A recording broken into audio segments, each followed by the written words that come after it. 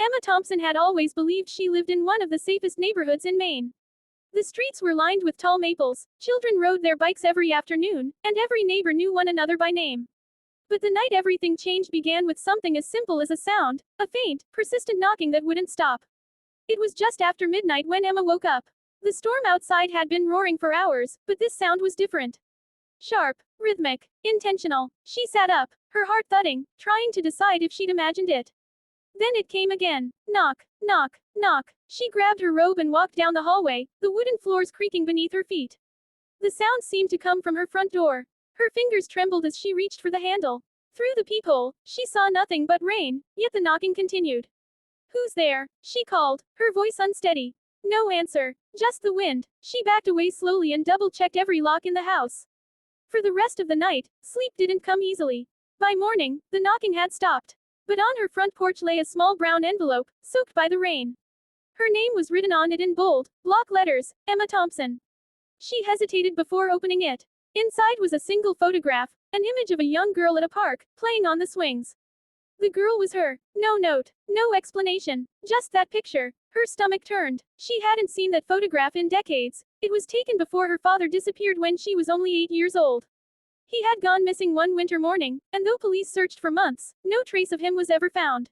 Her mother rarely spoke of it afterward, saying only that, some doors are better left closed. Emma thought the past was buried, but this letter had unearthed it. She decided she couldn't stay silent anymore.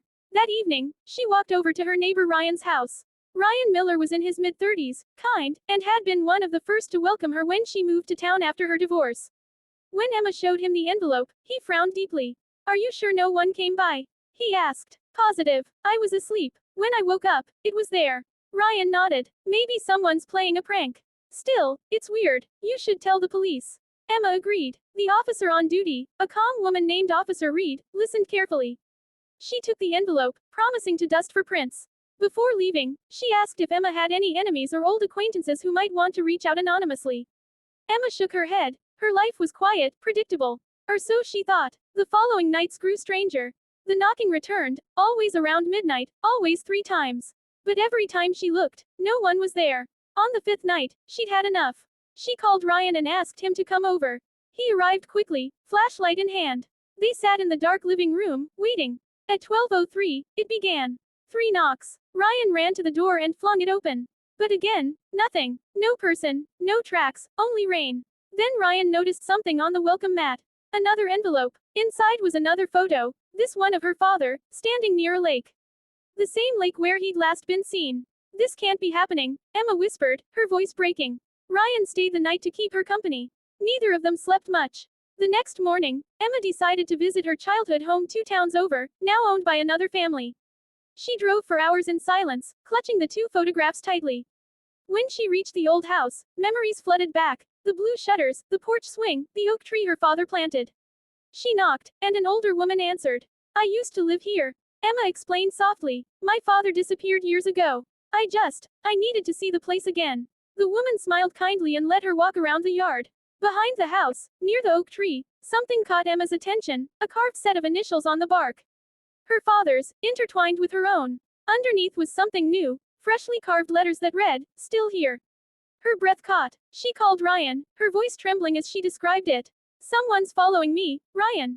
They're leaving clues. He told her to come back immediately. When she returned, he had already set up security cameras around her house.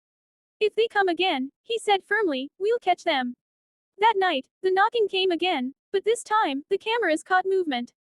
A figure in a dark coat, standing in the rain. They never approached the door, just stood there watching. When the police reviewed the footage, the figure's face was obscured by the hood. Emma's anxiety deepened. She started to question everything. Was it possible her father was still alive? Or was someone trying to torment her with memories she tried to forget? One night, as the rain poured harder than ever, she found herself whispering to the darkness, please, if you're real, if you're out there, don't stop until I know the truth. That's when she saw it. Another letter slipped under her door. Inside, a map. A red X marked the lake. The same lake from the photographs. Ryan insisted on going with her. The next morning, they drove there, the early fog rolling over the water. They searched near the old boathouse, where Emma's father had once taught her to fish. There, hidden under a rotted plank, they found a small metal box. Inside was a faded journal, Her father's handwriting. The final entry read, "If anyone finds this, know that I didn't leave by choice. I'm being watched. If you're my daughter, Emma, never stop looking for me." Tears blurred her vision. The words felt alive, like her father was speaking through time. The police reopened the case, and within days, new evidence emerged, fingerprints matching a man who had worked with her father before his disappearance. The man was still alive, living quietly in another state. When questioned, he confessed that her father had discovered corruption in their company and was silenced for it. Emma's persistence had unearthed a decades-old crime. Months later, standing by the lake again, she whispered, "I begged him to never stop, and he never did." She believed somehow, her father had guided her, through those letters, those knocks, the signs no one could explain. The neighborhood soon returned to its calm rhythm. Ryan still checked in every evening, and Emma finally began sleeping through the night.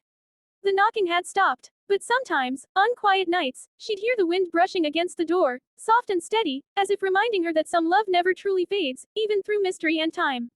She smiled faintly and whispered to the darkness, "Thank you, Dad."